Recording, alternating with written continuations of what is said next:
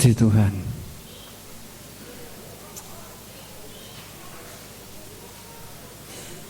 Saya sampai kehilangan kata-kata.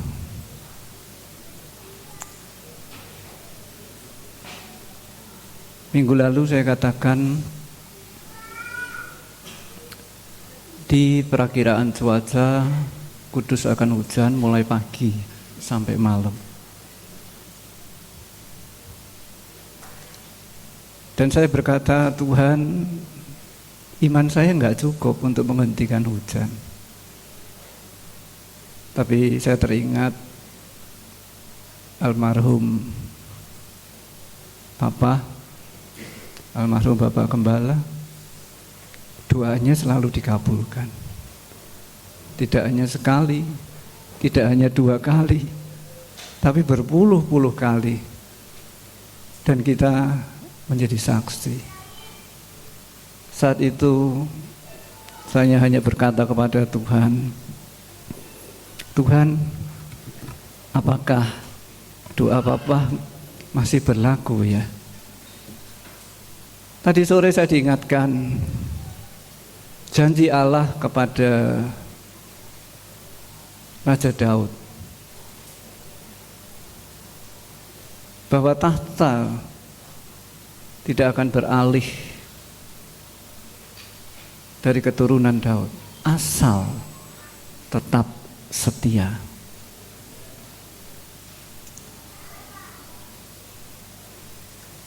Dari situ saya merasa Tuhan ini yang menjadi dasar untuk saya berharap kepada Tuhan, dan Tuhan kabulkan. Ya, puji Tuhan. Ada banyak hal yang Tuhan sudah nyatakan untuk Natal kita malam ini. Dari sejak tim kerja dibentuk dan kemudian tema Natal diberikan oleh Tuhan, ya tentu melalui pergumulan, dan itu juga tidak mudah, sehingga mengkerucut pada sebuah tema. Tuhan atau Allah hadir bersemayam di tengah umatnya. Sebuah kalimat yang pendek yang mungkin akan sekilas akan mudah dicerna, tetapi sungguh itu suatu tema yang besar dan tidak mudah. Ya. Ada perbedaan jelas antara Allah hadir dan bersemayam. Allah karena kekuasaannya, kemahakuasaannya, memungkinkan dia hadir di mana-mana tempat. Omnipresent.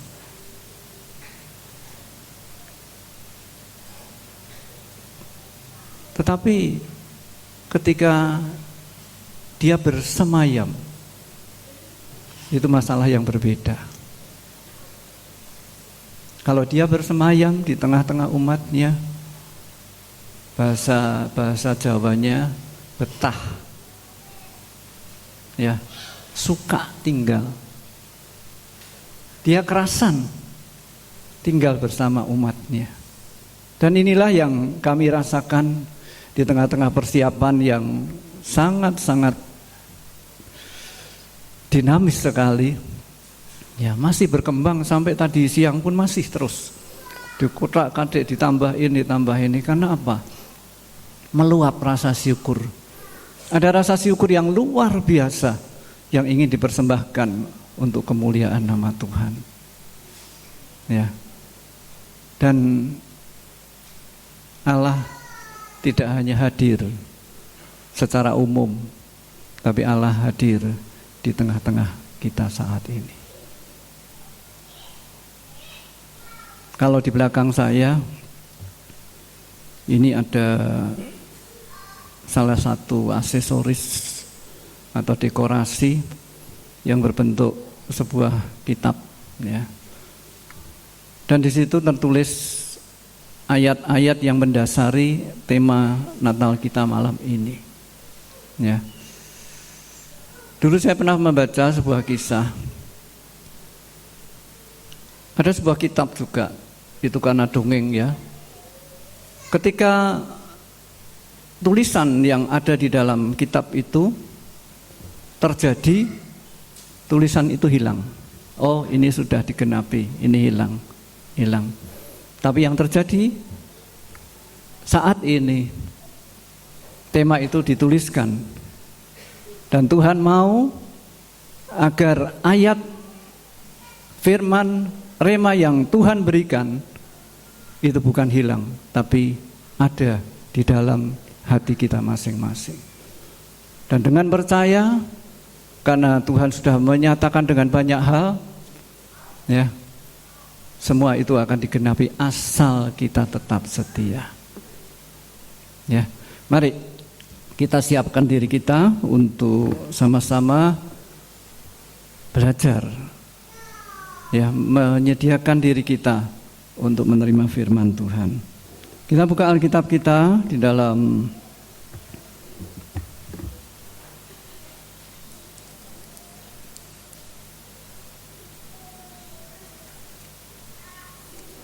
saya lupa belum mengucapkan selamat Natal ya. Ya, saya ucapkan selamat Natal. Tuhan memberkati. Kiranya sukacita Natal berlimpah di dalam kehidupan kita dan lengkap ketika nanti pulang dapat hadiah firman Tuhan. Ya, kita buka kitab Yesaya pasal 57 ayat yang ke-15. Ya, sesuai yang tertulis di sini.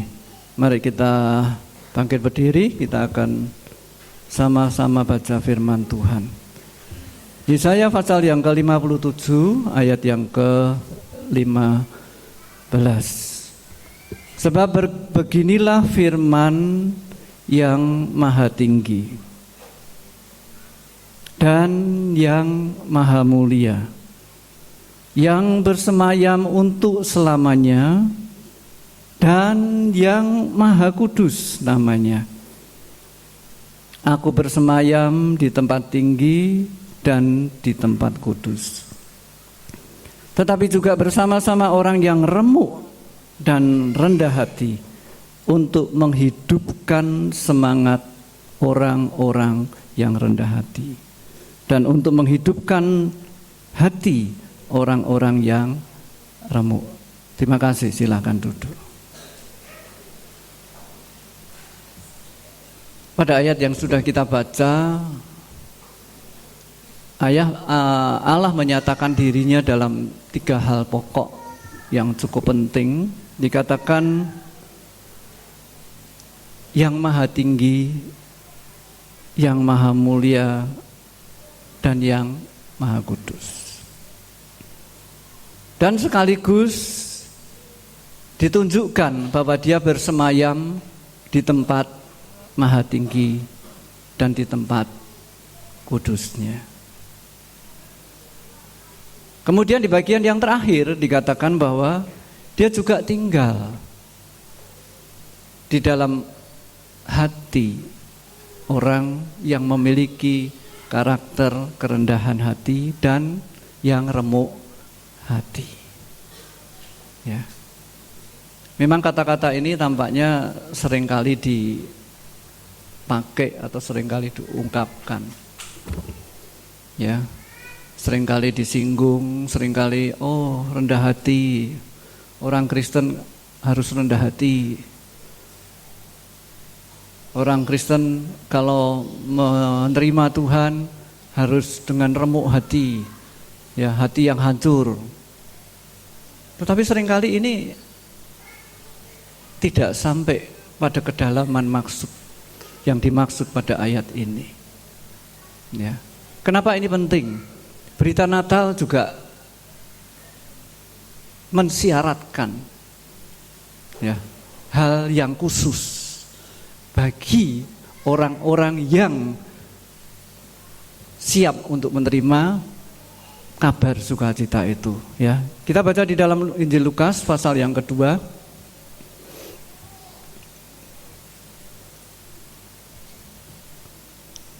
ayat yang ke-14. Lukas pasal yang kedua ayat yang ke-14. Ini kabar Natal, ini yang hampir tiap kali di acara Natal pasti dibacakan ya. Kemuliaan bagi Allah di tempat yang maha tinggi. Dan damai sejahtera di bumi di antara manusia yang berkenan kepadanya. Saudara lihat, ditampilkan dua posisi yang berbeda. Kemuliaan bagi Allah di tempat yang maha tinggi. Dan damai sejahtera di bumi di antara manusia yang berkenan kepadanya. Kalau tadi kitab Nabi saya katakan yang remuk hati dan rendah hati. Dari sini kita bisa melihat orang yang remuk hati, orang yang rendah hati itulah yang berkenan kepada Tuhan. Ada hal yang sangat penting, sebab ini menyangkut berita Natal, kabar sukacita. Tanpa itu kita tidak akan bisa menerima. Tidak akan bisa menerima. Karena itu kita mau coba gali lebih dalam lagi, bagaimana sih yang rendah hati, orang yang remuk hati. Sebab jujur saya katakan, saya kesulitan cari figur yang bisa mengerti isi hati Tuhan, yang bisa bertindak atau bisa kelihatan betul pada orang ini ada roh Allah. Sehingga di tiap perkataan, tiap perbuatan, tiap pemikiran tampak adanya roh Allah yang beserta di dalam kehidupan orang tersebut. Ini menjadi sangat-sangat langka. Tapi sungguh saya bersyukur ya bagi jemaat GPD Ebenezer Kudus. Saya cukup sering melihat itu. Ya. Sudah lumayan banyak yang bergerak di level itu. Ya. Saya berharap kita makin naik, kita makin tinggi. Ya, kita akan semakin luar biasa. Nah, kita buka Alkitab kita di dalam Yeskiel.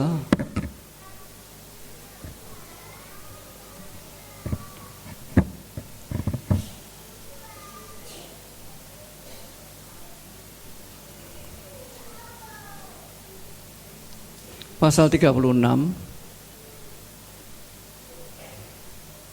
ayat 26 dan 27. Yeskiel pasal 36 ayat 26 dan 27. Kamu akan kuberikan hati yang baru dan roh yang baru. Ya, baru itu bukan direnovasi ya, tapi total ganti. Sesuatu yang baru. Ya, hati yang baru dan roh yang baru. Di dalam hatimu dan aku akan menjauhkan dari tubuhmu hati yang keras. Dan kuberikan kepadamu hati yang taat. Rohku akan kuberikan diam di dalam batinmu. Dan aku akan membuat kamu hidup menurut segala ketetapanku. Dan tetap berpegang pada peraturan-peraturanku dan melakukannya. Kalau kita dihadapkan pada ayat ini, atau minimal saya lah dihadapkan pada ayat ini, saya sudah akan teriak, Tuhan, tidak mungkin ini. Sangat-sangat mustahil untuk bisa berubah dengan sedemikian drastis luar biasa. Baru sesuatu yang sebelumnya tidak ada dan yang muncul baru. Ini sesuatu yang langka dan sangat sulit untuk dijumpai masa-masa sekarang.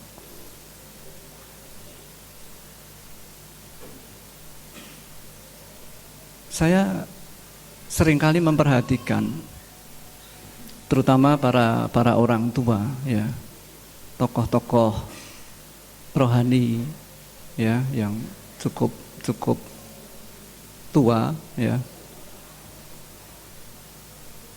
Di situ saya temukan langkah-langkah ajaib, kalau saya boleh bilang. Di mana ketika beliau ini mengambil langkah, seringkali saya tidak mengerti. Kenapa kok bisa begini? Satu contoh begini.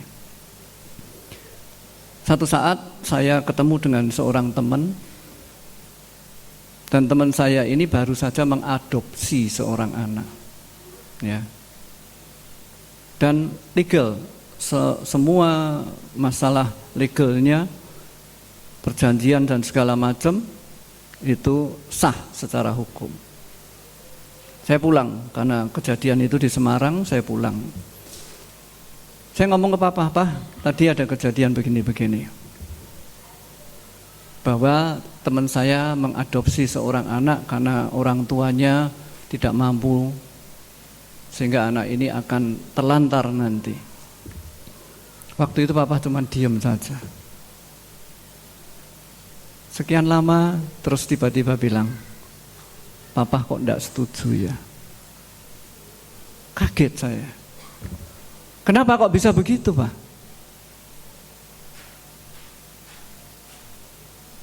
Kalau memang mau membantu anak, bantulah melalui orang tua. Sebab anak itu adalah tanggung jawab orang tua. Saya kaget. Sebab apa? Dunia biasa terjadi semacam begitu. Dan Alkitab menjawab ketika ada masalah hak tebus pada kisah siapa itu yang menyangkut Boas itu loh, ya, bahwa ada yang lebih layak untuk menebus. Dari situ saya mulai mengerti pemikiran-pemikiran yang entah disadari atau tidak, ya, apakah itu tepat sesuai dengan firman Tuhan atau tidak. Sebab banyak sekali menurut kita, menurut manusia itu benar, tapi kenyataannya Tuhan sudah ada satu tatanan yang begitu indah. Saya waktu itu sebetulnya semestinya kan nggak apa-apa tuh Pak. Itu hal wajar saja seorang mengadopsi dan sah secara hukum. Enggak. Tanyakan dulu kepada siapa yang paling berhak, kepada dialah yang harusnya memelihara anak itu. Kalau kamu ingin bantu, temanmu ingin bantu, ingin memperhatikan, lewat orang tua. Saya kaget. Ada tatanan yang sedemikian halus, peka, sensitif sekali. Dan ternyata ada di dalam Alkitab. Kalau kita dihadapkan hal-hal semacam begitu, jujur saya katakan, Tuhan, banyak hal yang harus aku tahu. Ya, banyak hal yang harus aku pelajari. Karena ini menyangkut kerajaan surga. Menyangkut Allah yang maha kudus, Allah yang maha tinggi, Allah yang maha mulia. Jadi enggak bisa sembarangan. Ada tatanan-tatanan yang begitu rapi, tatanan yang begitu penuh dengan wibawa, kewibawaan Tuhan. Ini yang sulit ditemui sekarang ini. Dan kalau malam ini tema dengan jelas katakan Allah hadir, kalau boleh saya sisipkan, Dia mau bersemayam di tengah-tengah kita. Dan itu terbukti. Banyak jemaat yang ikut bersama-sama mempersiapkan Natal ini merasakan betul. Sampai tadi siang, rasanya tanggal 24 itu kalau kita tidak sibuk di gereja, rasanya kok tidak pas ya. Ya, sudah selesai, sudah tampak bagus. Apa ya yang masih kurang ya? Terus pengen ada sesuatu yang pengen berlimpah terus. Nah, kita buka Alkitab kita. Di dalam Kisah Para Rasul, pasal yang ke-13.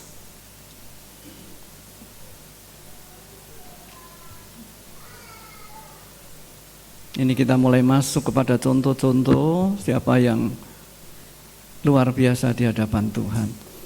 Kisah Para Rasul pasal 13 ayat 22. Bagian B. Tentang Daud, Allah telah menyatakan, aku telah mendapat Daud bin Isai, seorang yang berkenan di hatiku dan yang melakukan segala kehendakku. Coba, mungkin saudara, bukan mungkin lagi, pasti saudara akan berkata, aduh KO saya kalau dihadapkan begini. Segala sesuatu yang Tuhan kehendaki dilakukan. Dan kalau saya boleh katakan, ini adalah syarat untuk menjadi warga kerajaan Allah. Dia tahu kehendak Bapa, dia tahu pikiran dan perasaan Allah, dia lakukan itu. Tidak mudah. Kemudian kita baca lagi di dalam 1 Samuel pasal 3.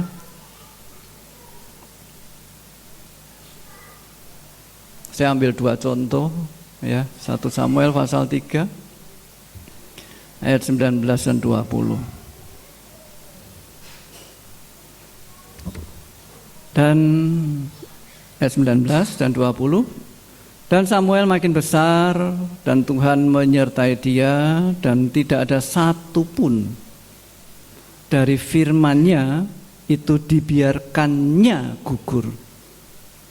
Maka taulah seluruh Israel dari Dan sampai Beersheba bahwa kepada Samuel telah dipercayakan jabatan Nabi Tuhan. Tidak satupun firman-Nya dibiarkannya. Saudara perhatikannya huruf besar. Ini satu kehidupan yang terus melekat kepada Tuhan dari waktu ke waktu, sehingga dia mengalami Allah turut bekerja di dalam kehidupannya dan setiap firman Tuhan pasti akan digenapi. Ya, kita bersyukur Natal ini menjadi ajang demonstrasi penyataan Allah, anugerah Allah, kasih Allah yang sedemikian luar biasa. Saya kadang tidak sulit sekali ya untuk mendalami, untuk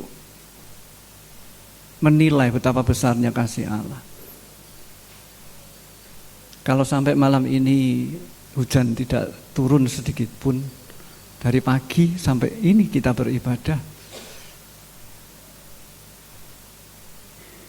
ini luar biasa. Ini luar biasa. Dia hadir saat ini hadir. Pasti Tuhan hadir. Tapi yang jadi masalah, bersemayamkah Dia di dalam kehidupan kita? Ketika saya menyadari betapa ada jarak yang jauh antara kehadiran Tuhan dan keberkenanan untuk Dia bersemayam di dalam kehidupan seseorang, ada jarak yang sedemikian jauh luar biasa. Saya berkata kepada Tuhan, Tuhan, Engkau begitu nyata di tengah-tengah kami. Dengan segala perkara yang Tuhan lakukan di tengah-tengah kami. Tapi ternyata itu belum cukup. Dia ingin bersemayam, makin lama dia makin kuat. Dia makin lama makin berdaulat atas kehidupan kita. Saya merasakan betul Tuhan, ini perkara yang sangat-sangat sulit. Tapi ketika saya menyerah kepada Tuhan, Tuhan, tolonglah kami. mampukan kami. Saat itu saya bertanya sama Tuhan, Tuhan bagaimana ini? Bagaimana ini? Agar kami berhasil tidak hanya merasakan kegenapan demi kegenapan janji Tuhan, tapi dia betul-betul bersemayam. Sehingga Tuhan berkata, aku sudah menemukan seseorang yang berkenan kepadaku, yang melakukan setiap kehendakku. Dan aku juga sudah menemukan seseorang yang setiap firman tidak pernah gugur, terus terpelihara, terus tergenapi dari waktu ke waktu. Mungkin kita akan berkata, Tuhan, saat ini kan sudah lumrah, keadaan dunia memang semakin gelap. Ya, anak-anak Tuhan sulit dong untuk bisa tetap berdiri tegap, ya. Tapi tidak ada opsi yang lain. Kita harus, contoh-contoh Alkitab dengan tegas katakan, seluruhnya, segenapnya harus sesuai dengan firman Tuhan. Saya sampai, Tuhan bagaimana ini? Ya. Dan saat itu, ini kemarin sore kalau tidak salah. Kemarin sore Tuhan kasih lagu lama, tiba-tiba ingatkan sebuah lagu. Coba tuh.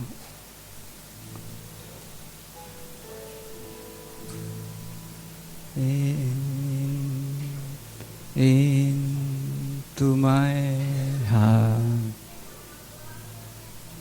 into my heart, come into my heart, Lord Jesus,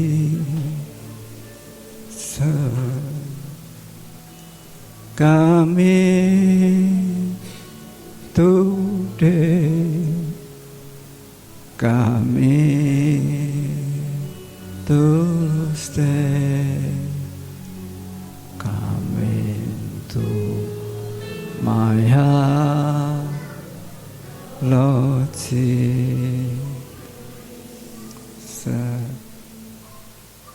Dikasih lagu ini pun saya juga masih tanya lagi, Tuhan, apakah artinya selama ini tidak ada Tuhan di dalam kehidupanku?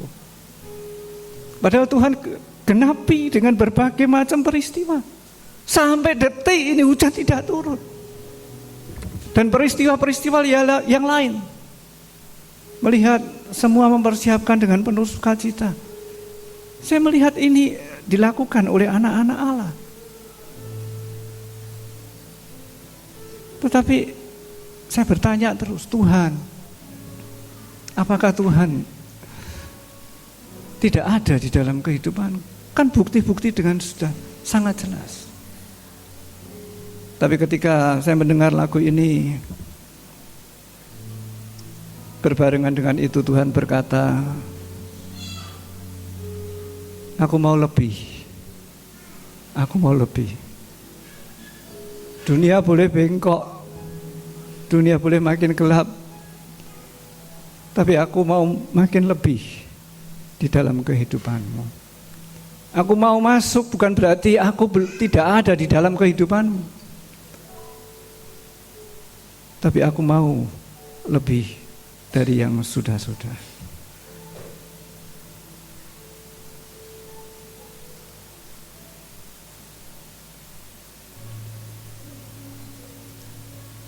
Saat itu saya cuma bisa menangis di hadapan Tuhan. Tuhan, mampukan aku.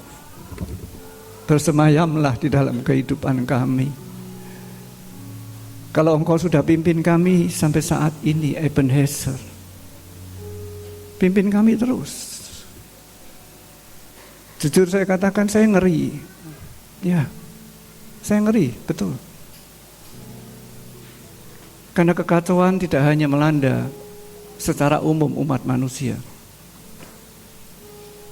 tetapi juga melanda di kalangan para rohaniawan. Ya.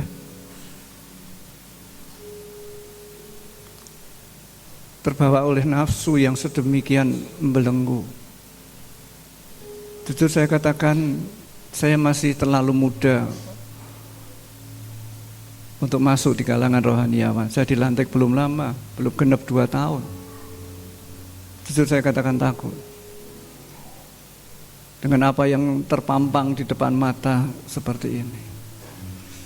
Tuhan, tolong. Dan dia jawab, dia mau masuk. Aku mau masuk dalam hatimu. Dan aku mau berkarya lebih.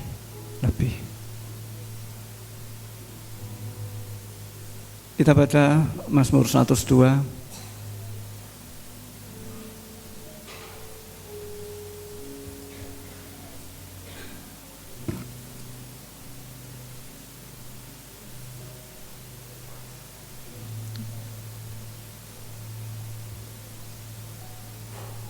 Ayat 13 dan 14. Mazmur 102 ayat 13 dan 14. Ayat tema yang terpampang di sebelah kanan saya. Ya. Tetapi Engkau ya Tuhan bersemayam untuk selama-lamanya. Perhatikan kata selama-lamanya. Dan namamu tetap turun-temurun. Engkau sendiri akan bangun, akan menyayangi Sion, sebab sudah waktunya untuk mengasihaninya. Sudah tiba saatnya. Kita sebagai umat-umat Allah, Israel perjanjian baru, Israel rohani, Tuhan katakan dia mau bersemayam, bukan hanya untuk hari ini, tetapi selama-lamanya. Dia masuk dalam hati kita, datang sekarang dan datang tinggal di dalam kehidupan kita semua.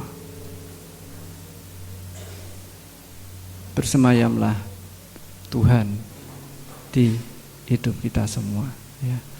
Kita nyanyikan lagu tadi, versi Inggrisnya, ya. Sambil kita berkata kepada Tuhan, Tuhan koreksi saya, koreksi kami. Apakah betul Tuhan sudah hadir di dalam kehidupan kita semua? Into my heart, come into my heart, come into my heart, Lord Jesus, come in today. Come in to stay, come into my heart, Lord Jesus.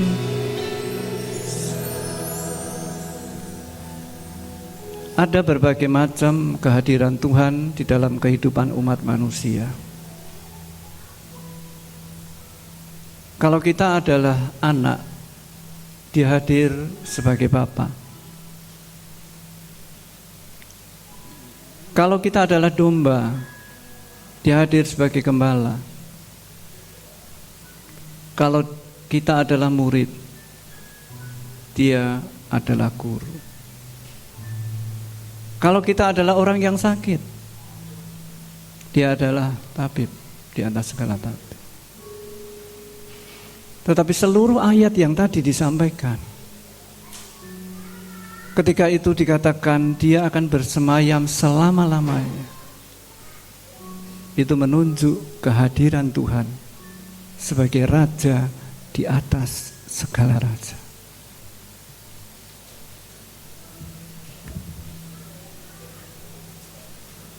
Sebagai seorang raja di atas segala raja, Dia akan menetapkan setiap orang, apakah dia domba, apakah dia kambing, apakah dia gandum, apakah dia lalat.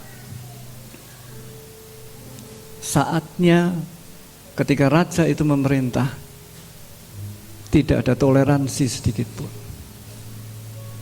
Jadi jangan bermain-main di situ. Mengerikan sekali. Bukan Tuhan kejam, Tuhan sangat mengasihi, Dia akan memampukan. Bahkan hati yang remuk, hati yang hancur, Dia akan hidupkan. Pasti akan terjadi perubahan yang besar. Akan ada era di mana akhir zaman ini, setiap anak-anak Tuhan berjalan makin lama makin kuat untuk menghadap Allah di Sion. Dan akan menjadi sebuah kekuatan besar.